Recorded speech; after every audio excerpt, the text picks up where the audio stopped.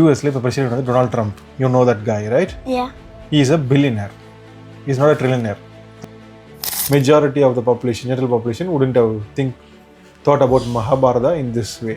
நம்மளே சம்பாதிச்சு நம்மளே இன்வெஸ்ட் பண்ணி நம்மளே சொத்து சேர்ப்போன்ற புத்தி மெஜாரிட்டி ஆஃப் த பீப்புளுக்கு கிடையாது.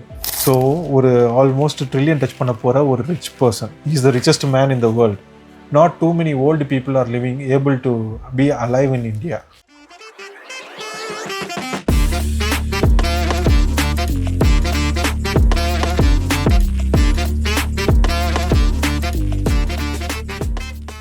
Vanakkam, I'm Pragath. So, Vanakkam and I'm Pragath. வணக்கம் சாமி. Prithvi. you are Prithvi. Prithvi.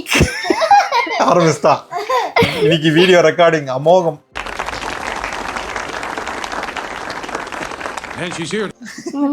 சரி, ஓகே. போன வீடியோவில் நம்ம வந்து மைண்ட் ஷிஃப்ட் அடுத்த எபிசோடில் சொல்கிறோம்னு சொல்லி கட் பண்ணிட்டோம். ஒரே ஃபீட்பேக், எப்போ போடுவீங்கன்னு. நம்ம பாட்டுக்கு உட்காந்து ஊர் சுத்த போயாச்சு. எடுக்க வேண்டாமா அந்த வீடியோவை? அதை இன்னைக்கு ரெக்கார்ட் பண்றோம். சரியா? கையெல்லாம் கட்டணும், நார்மலா உட்காரு. எதுக்கு தேவையில்லாத ஓவரா மரியாதை கொடுக்குற மாதிரி எல்லாம் சீனா போடாதீங்க. நான் எங்க கையை கட்டியிருக்கேன். சரி விடு, வீடியோக்குள்ள போவோம். நேரத்தை கடத்த வேண்டாம். சரியா? செமிச்சிடுறேன், லேட் ஆகிக்கிட்டே போறீங்கல்ல. மைண்ட் செட்டுன்னு வாங்க. என்ன மைண்ட் செட்டுன்னு யாரும் சொல்ல மாட்டான். எனக்கு என்னடா தெரியும்? என்ன விஷயம்னா உன் கண்ணு முன்னாடியே எல்லாமே இருக்கும். Okay, but you have to look at them in a different perspective. Okay. கூட பேசாத கொஞ்சம். கேளு மட்டும் சொல்றது. சரியா? நீ சும்மா உட்காந்தாலே போதும். நீங்க உட்காந்தா மட்டும் போதும். சரி, முக்கியமான விஷயம் என்னன்னா, இப்போ எல்லாரும் wants to become rich, but people are still in their comfortable zone or comfort zone. ஏன் சொல்ல வரேன்னா, நம்மளே சம்பாதிச்சு நம்மளே இன்வெஸ்ட் பண்ணி நம்மளே சொத்து சேர்ப்போன்ற புத்தி மெஜாரிட்டி ஆஃப் த பீப்புளுக்கு கிடையாது. குறுக்கு வழியில நம்ம என்ன பண்ணலாம்? அதுல பாதி எனக்கு கொடுத்துரு. குறுக்கு வழியில என்னது, அப்பா கிட்ட இருந்து இதை வாங்கலாம், என்னது பொண்டாட்டி வீட்டுல இருந்து இதை வாங்கலாம்.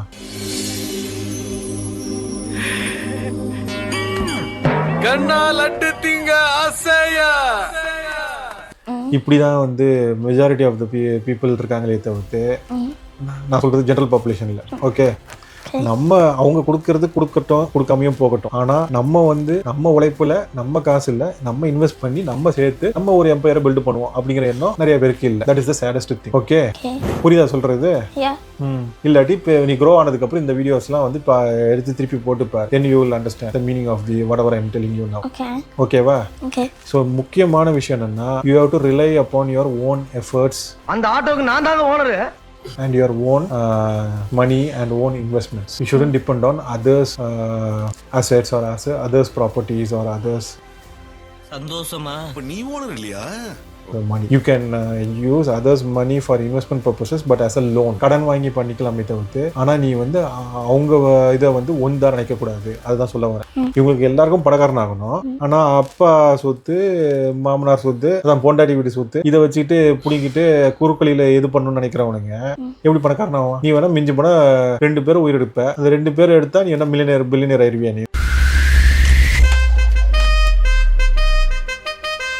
நீ உன் எஃபர்ட் போடணும்ல, போட்டா தானே நீ போக முடியும். நீ ஒரு கம்ஃபர்ட் ஜோன்ல இருக்குன்னு தானே அர்த்தம். இப்படி பண்றீங்கனாலே ஒரு சோம்பேறியா இருக்க, லேசியா பர்சனா தான் இருக்குன்னு தானே அர்த்தம். அதுதான் வந்து இங்க ப்ராப்ளம். இவங்க எல்லாருக்கும் அதனாலதான் என்ன பண்ணணும், you have to focus on your own things. அடுத்தவங்க என்னத்தையோ பண்ணிட்டு போறாங்க, அவங்கள பத்தி கவலைப்படாது. நீ இதை பார்த்துட்டு போயிரு. Then automatically several rewards within the family won't happen. இந்த புத்தி இருந்துச்சுன்னா. இந்த புத்தி மெனி பீப்புளுக்கு இல்ல. That is the biggest problem we face. என்னடா என்னமோ ஒன்னே இன்டெரக்டா சொல்ற மாதிரியே நீ முறைச்சிக்கிட்டு இருக்க, ஏன்டா இப்படி பண்ற?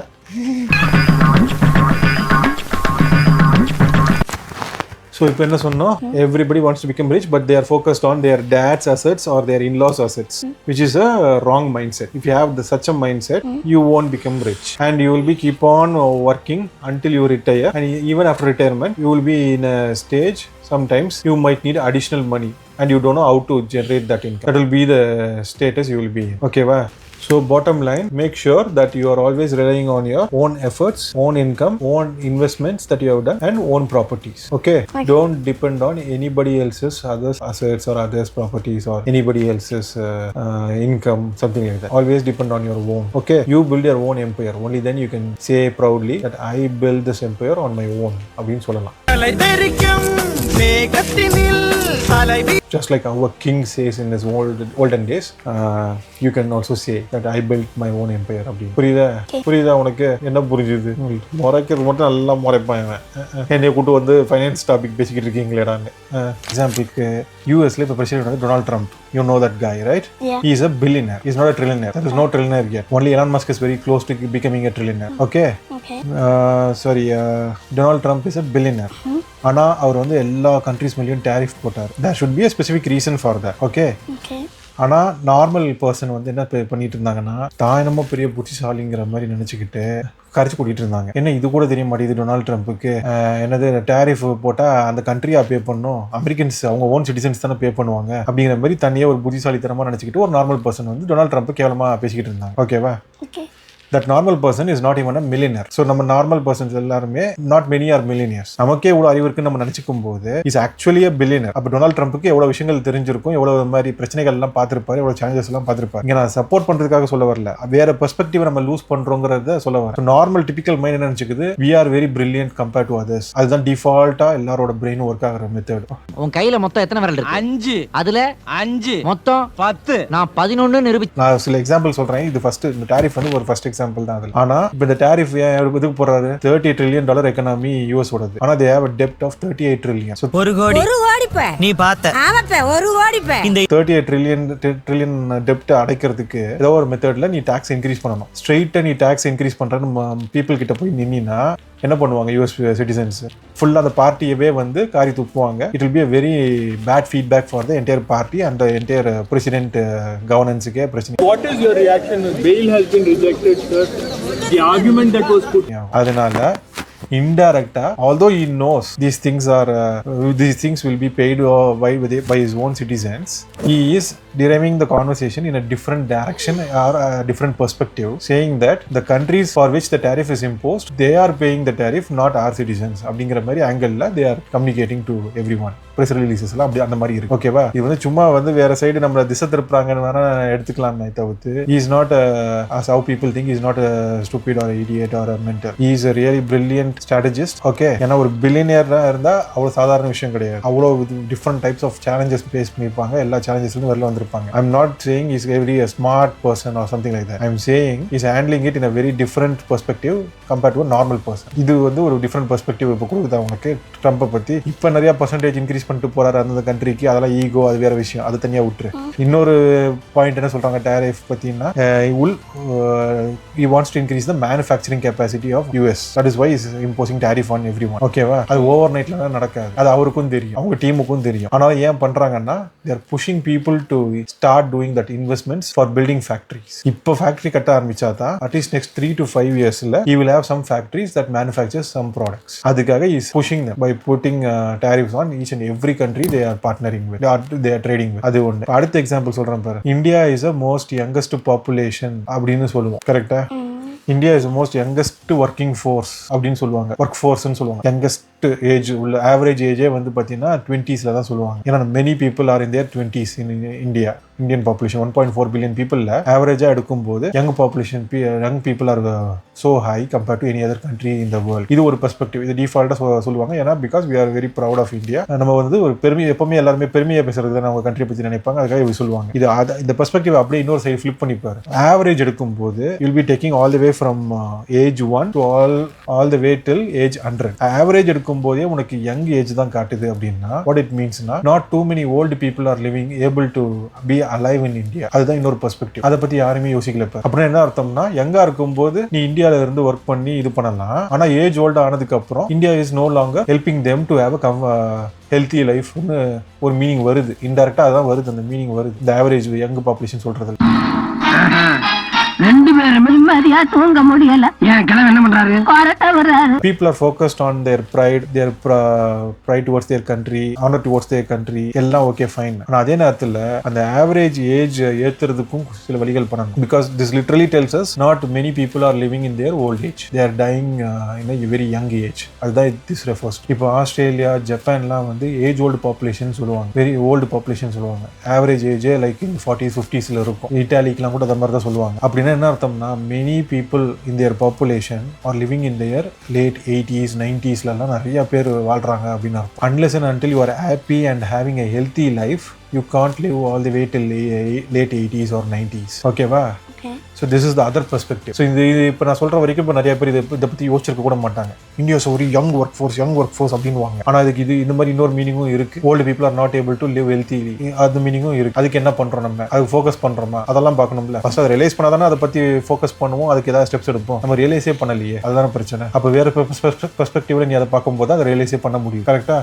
இப்போ மூணாவது ஒரு எக்ஸாம்பிள் சொல்கிறேன் பாரு. இதுவும் அகெயின் ஃப்ரம் யூஎஸ். சரி, உனக்கு பிடிச்ச கார் கம்பெனி என்னது? டெஸ்லால ஒரு ட்ரக் இருக்கு, என்னது? சைபர் ட்ரக். கரெக்ட். ஸோ அந்த சைபர் ட்ரக் முதல்ல லான்ச் பண்ணும்போது ஒரு ஃபங்க்ஷன் நடத்தினாங்க. இலான் மஸ்க் தான் அதை பண்ணாரு. அதில் வந்து ஒரு கிளாஸில் வந்து ஒரு ஸ்டோன் மாதிரியோ இல்லாட்டி ஹார்ட் பால் மாதிரி ஒன்று தூக்கி போட்டு உடையாது, புல்லட் ப்ரூஃப் விண்டோ அப்படிங்கிற மாதிரி சொன்னாங்க. ஆனால் அது அந்த நேரத்தில் உடஞ்சிருச்சு. It broke, that window glass broke during the presentation. It broke. ஓகேவா? உடனே என்ன பண்ணாங்க, சரி நாங்கள் அதை சரி பண்ணிட்டு வரோம் அப்படின்னு சொல்லிட்டு மலிப்பிட்டு போயிட்டாரு எலான் மஸ்க் அந்த ஃபங்க்ஷனில். ஓகே, இஸ் அமௌ manage and finish that function.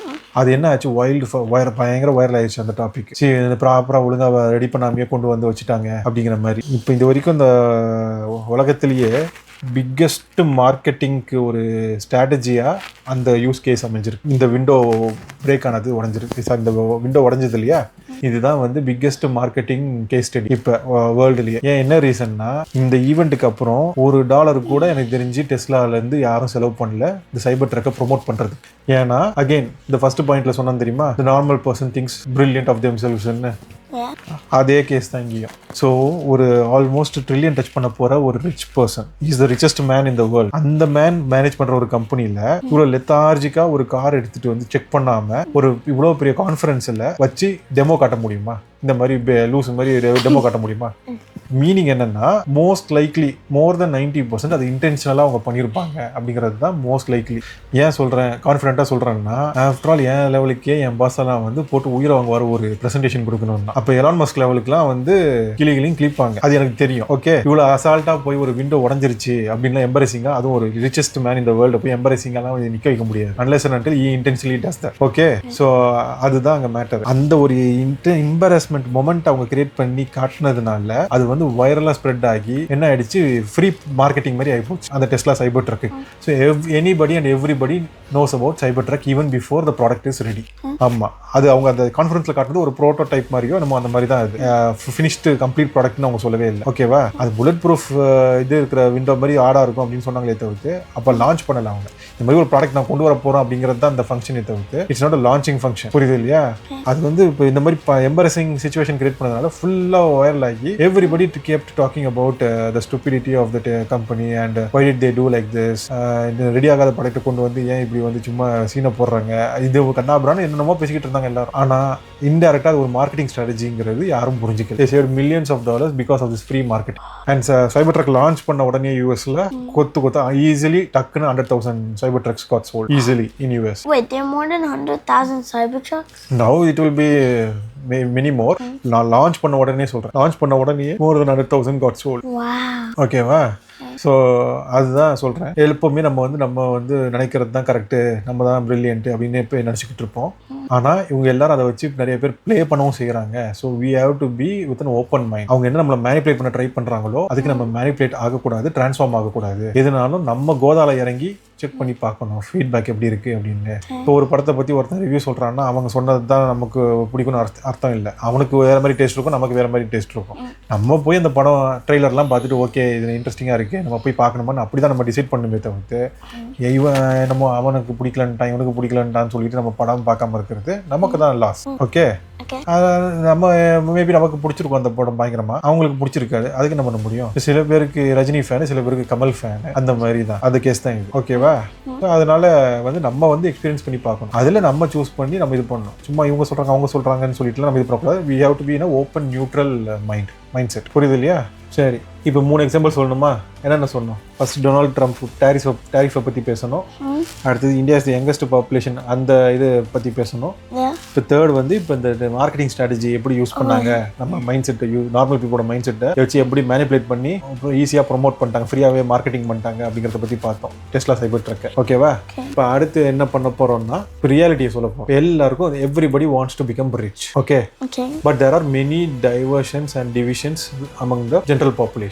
when I say diversion, சும்மா கேஸ்ட், ரிலிஜன், அதுக்கப்புறம் அதுக்கு கீழே ஏதாவது ஒன்று சப் கேஸ்ட் அப்படின்னு போட்டு லூஸ் மாதிரி ஏதாவது பிரித்து வச்சிருப்பாங்க எல்லாரும். ஏதாவது அதுக்கு ஒரு ஏதாவது ஜஸ்டிஃபிகேஷன் வச்சிருப்பாங்கன்னு வச்சுக்கோங்க. ஓகேவா? நம்ம அதுக்குள்ளே போக வேண்டாம். ஆனால் அவங்க பணக்காரன் ஆகணும்னா அந்த இதில் இருக்கிற எல்லா டிவிஷன்ஸ் இருக்கிற பீப்போட ஹெல்ப்பும் அவங்களுக்கு தேவைங்கிறது they will also play a factor அப்படிங்கிறது திங்க் பண்ண மாட்டாங்க. அது திங்க் பண்ணுறவன் ரிச் பர்சன் ஆக முடியாது. திங்க் பண்ணாதவன் தான் ரிச் பர்சன் ஆக முடியும். ஏன்னா rich person needs everybody's help, everybody's investment or everybody's working இது எஃபர்ட்ஸ். அதனால ரிச் மேன் இருக்கிறவன் வந்து they will take care of everyone. They are treating everyone equally or not அது எனக்கு தெரியாது. At least they shouldn't create this kind of disparity between people. அப்பதான் நீ வந்து ஒரு நல்ல பொசிஷன்ல டாப்பா ரிச்சா இருக்க முடியும் கண்டினியூஸா. இல்லாட்டி if you want to again come back to the bottom, then start mistreating people. Automatically you will come down slowly and steadily. As simple as that. அப்புறம் lots of distractions. எதுக்கு எடுத்தாலும் ஒரு distraction. இப்போ என்னது life is going tough ன்னு சொல்லிட்டு தொட்டதுக்கு எல்லாம் distraction. என்னன்னு பார்த்தீங்கன்னா இப்போ யூடியூப்லேயே நம்ம சேனலை விட நிறைய ஏகப்பட்ட சேனல் வந்து ஃபுல்லாக நாங்கள் காமெடியாக போடுறோம். யாரை கேட்டாலும் காமெடியாக தான் போடுவாங்க. சிந்திக்கிற மாதிரி யாரும் போட மாட்டாங்க. ஒன்று சிந்திக்கிற மாதிரி போட்டால் ஓவர் சிந்தனையாக இருக்கும் அந்த சேனல்லாம்.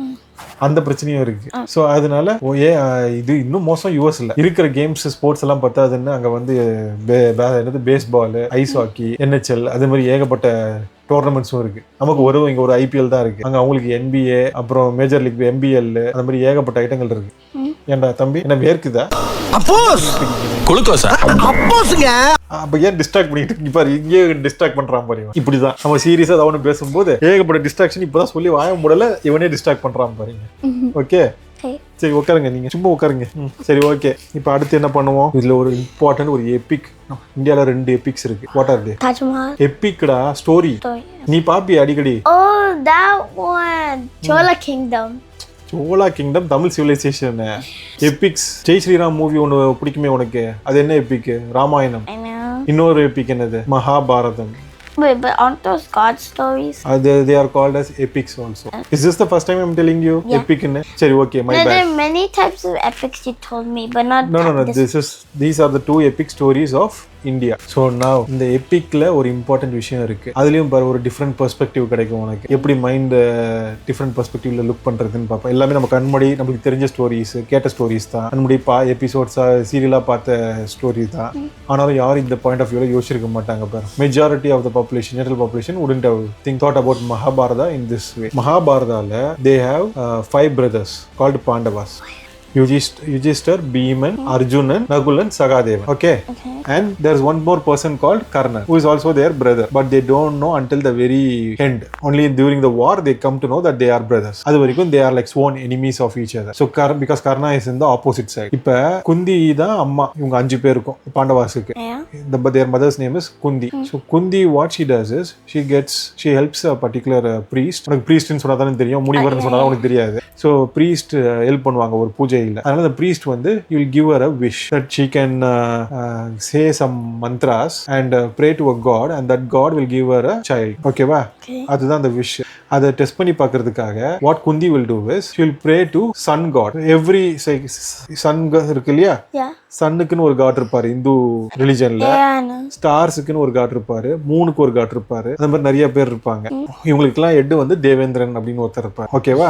சோ சன் காடுக்கு அவ ப்ரே பண்ணி, சாரி குந்தி அவங்க ப்ரே பண்ணி, அவங்க வந்து பார்த்தா சும்மா டெஸ்ட் பண்ணி பார்க்கறதுக்காக பண்ணிருப்பாங்க, விளையாட்டுத்தனமா பண்ணிருப்பாங்க. Because she was very young. ஆனா பண்ணதில்ல என்ன ஆயிடும், உண்மையிலேயே அவர் வந்து இது கொடுத்துருவார், வரம் கொடுத்துருவார். வரத்துல யார் பிறப்பான்னு பாத்தீங்கன்னா கர்ணன் பிறப்பார். ஆனா she wouldn't have gotten married at that time. So இது வந்து ரொம்ப எம்பாரசிங்காவும் ஷேம்ஃபுல்லா போயிடும் ஃபேமிலிக்கும் அவங்களுக்கும் அப்படின்னு சொல்லிட்டு she will keep Karnan in a basket and leave that basket in a Ganges river, so that somebody else will take that baby and they will have that baby as their own adopted child அப்படிங்கிற மாதிரி. அதுதான் Karnan. Okay, now she prayed to God and God gave her that child to fulfill a wish. Okay, so then Kundi married a king called Pandu. For some reason they were not able to give birth to babies. அப்பதான் வந்து எனக்கு இந்த மாதிரி வரம் கொடுத்தாரு ஒரு priest அப்படின்னு சொல்லி குந்தி will tell the king. உடனே சரி வா, let's pray to different gods and get different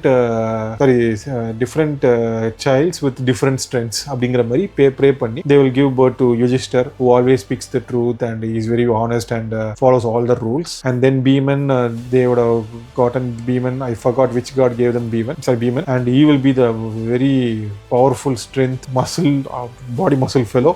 Okay va, nee paathirukalla Mahabharata. He'll be very strong fellow in physically strong. And then Arjunan will be very great bow and arrow guy. I know that guy. Yeah, you know that. You also know that, right? Arjunan. And then Nakulan and Sagadevan, they have their own strengths as well. In seeing horoscopes, in the traditions, cultures, things like that. அது மாதிரி நிறைய இருக்கு நகுலன் சகாதேவனுக்கு. அது உங்களுக்கு சொன்னா புரியாது. அதுக்குள்ள போக வேண்டாம் நம்ம. இந்த மாதிரி ஒவ்வொரு பையனுக்கு ஒவ்வொரு ஸ்ட்ரென்த் 5 sons they got. ஓகேவா? இதுதான் ஸ்டோரி. பட் இதுல யாரும் யோசிக்காத விஷயம் என்னன்னா, இப்போ பாண்டவாஸ்ல who is the first child? Yudhishthir is the first boy, the eldest boy among the 5. And the eldest boy வந்து is the next king after Pandu. He is the prince. Okay. He is supposed to become the next king after Pandu dies. King Pandu dies. Okay, then Yudhishthir has to become the king. ஆனா இந்த 5 childமே வந்து gods ஓட wish மூலமா பிறந்தவங்க. It's not that Pandu has given birth to all these 5 kids. Okay va? Only difference between these 5 boys and Karna is Karna was consumed or given birth before she got married. Kundi got married. இவங்க எல்லாருக்கும் பாண்டுவோட கல்யாணம் பண்ணதுக்கு அப்புறம் Kundi gave birth all the 5 people. புரியுதா? Before marriage Karna was born. After marriage these 5 Pandavas were born. But the way Karna and these 5 boys were born is similar. King Pandu is not responsible for even one of the kids. All the kids were given by gods. Then going by that theory, Karna is the eldest of all. Then technically speaking, Karna should be the king. That makes sense. Because for Kundi, Karna is the eldest, not Yudhishthir. Only for Pandu, Yudhishthir is the eldest. Because he didn't know that there was a boy called Karna that exists. Okay va? Okay. இப்போ இந்த பெர்ஸ்பெக்டிவ்ல யாராவது யோசிச்சு பார்த்திருப்பாங்களா? ஆக்சுவலா பார்த்தா next king வந்து கர்ணா தான் இருந்திருக்கும், யுதிஷ்டர் கிடையாது. ஓகே, அதுதான் இதான் சொல்றேன். இப்போ வந்து நீ டிஃபால்ட்டா யாராவது ஏதாவது சொல்றாங்கன்ற மாதிரி நீனே உன் மைண்டை யூஸ் பண்ணாம கியூரியாசிட்டியே இல்லாம அப்படியே உட்காந்து யோசிச்சுட்டு இருந்தீங்கன்னு வச்சுக்கோங்க, மனப்பாடம் பண்ணிக்கிட்டு இருந்தீங்கன்னு வச்சுக்கோங்க, அப்படியே தான் ஓகேங்க ஆமாங்க அப்படிதான் சொல்லிட்டு இருப்பேன். நம்ம மூளையை யூஸ் பண்றோன்ற இது எப்ப தெரியும்னா இந்த மாதிரி கேள்விகள் கேட்கும். இந்த மாதிரி வித்தியாசமா நம்ம கண்மூடி இருக்கிறதுக்கே நம்ம வந்து யாரும் கேள்வி கேட்க மாட்டேங்கிறோம். அப்புறம் எங்க தெரியாத விஷயத்தை பத்தி கேட்க போறோம். இப்போ நம்ம கண்ணு முன்னாடியே இருக்கிறதுலயே இப்போ இவ்வளவு ஓட்டைகள் இருக்கு. நம்ம ஆல்ரெடி எப்பவுமே டிஃபால்ட்டா தெரிஞ்சுக்கிட்டு இருக்கிற விஷயங்கள். இந்த மகாபாரதம் ஸ்டோரிலாம் ஏகப்பட்ட எபிசோட்ஸ் பார்த்து சீடியே தேஞ்சு போன கேஸ் இது, ஸ்டோரி இது. ஆனா இதுலயே இப்போ இந்த மாதிரி பெர்ஸ்பெக்டிவ்ல யாராவது யோசிச்சிருக்காங்களா? எனக்கு தெரிஞ்சு நான் தான் ஃபர்ஸ்ட் சொல்றேன்னு நினைக்கிறேன். ஓகேவா? ஆனா ஏன் இதை உங்ககிட்ட சொல்றேன்னா, we should have that curiosity and ability to ask questions. நீ எனக்கு தெரியும் நீங்க ரெண்டு பேருமே வந்து 100 क्वेश्चन கேப்பீங்க ஒரு நாளைக்கு. I want you guys to continue that. புரியுதா? I never want you to stop that habit of yours. Okay, good. Keep questioning each and everything, but only thing is it should be genuine questions, not like even stupid questions are fine sometimes, but it shouldn't be too bad. It should be meaningful questions. Then only you will start getting answers. If a question say நீ கேக்குறது தப்பா கேட்டிட்டு இருந்தீனா, you won't get the answers that you are after. புரியுது இல்லையா? இது எல்லாத்துக்கும் ரொம்ப முக்கியமான விஷயம். Curiosity இருக்கணும், laziness இருக்க கூடாது, and you shouldn't be in your comfort zone always. என்ன? What if you ask a question to someone that if you ask if you ask that question to someone, they'll be angry at you? அப்படியே இல்ல, நீ கேக்குறது பொலைட்டா கேட்கணும். அது அவங்களா angry ஆயிட்டாங்கன்னா அதுக்கு நம்ம என்ன பண்ண முடியும்? ஒண்ணும் பண்ண முடியாது நம்ம. It's not our mistake. Okay, maybe they are in a bad mood, that's why they are angry. No, even if they're in happy mood. அதான் நீ பொலைட்டா கேட்டினா they won't become angry. I'm saying நீனே வந்து rough and tough ஒரு மாதிரி ரக்கடா கேட்டின்னு வச்சுக்கோயே, sometimes your attitude பார்த்தே கோவம் வரும். Every man has their own ego, right? அதனால சொல்றேன், even if they are happy, if you are annoying them also, they will get angry. You shouldn't annoy them, especially them. You might not know, but that person, although they are happy, they might be busy also. Okay, ஒருத்தன் தூங்குற மாதிரி நடிக்கிறான் பாருங்க. சரி விடு தூங்கட்டும். So புரியுது இல்லையா இப்போ என்ன சொல்ல வரேன்னு? ரொம்ப முக்கியமான விஷயம் curiosity. You have to be curious because that is what is going to bring you more and more opportunities towards your side. And when the opportunities come, you should also be not in your comfort zone to make use of the opportunity. Okay. So you have to be always in an uncomfortable zone, not a comfort zone. Okay. And you should always depend on your own things, own money, own efforts la dhaan pannanum அப்படிங்கற மாதிரி ஒரு mind செட்ல இருக்கணும் எப்பவுமே. இது எல்லாம் வந்து general mind set இத சொல்லிட்டு இருக்கேன். இப்போ அடுத்த வீடியோல ஃபைனான்ஸ்க்குன்னு வரும்போது என்ன மாதிரி இதெல்லாம் அப்ளிகபிள் ஆகும் இப்போ நான் சொல்றதெல்லாம் அப்படிங்கறத நம்ம கவர் பண்ணுவோம். இப்போ இது ஜெனரல் மைண்ட் செட்லயே இப்போ உனக்கு வந்து புரிஞ்சிருக்கும் நம்ம வந்து எப்படி வேற பரிமாணத்துல பார்க்கணும் எல்லா விஷயத்தையும் அப்படின்னு சொல்லிட்டு. Okay. Donald Trump tariff example சொன்னோம். இந்தியா யங் பாப்புலேஷன் அப்படி அதுக்கு ஒர்க் ஃபோர்ஸ் அப்படிங்கிறதுக்கு ஒரு இது சொன்னோம். அதே மாதிரி எலான் மஸ்கோட பிக்கெஸ்ட் மார்க்கெட்டிங் ஸ்ட்ராட்டஜி சொன்னோம். அப்புறம் the biggest myth of all மகாபாரதத்தை பத்தியும் ஒரு இதை கலக்கி விட்டாச்சு. நம்மளால முடிஞ்ச அளவுக்கு எங்கெங்க டேமேஜ் பண்ணுமோ எல்லாத்தையும் டேமேஜ் பண்ணியாச்சு. இப்போ அடுத்ததுல ஃபைனான்ஸ்ல ஒரு டேமேஜ் இம்பாக்டை கிரியேட் பண்ணுவோம் அடுத்த வீடியோல. Okay. Please don't forget to like, share and subscribe the video. Bye bye. Sign off.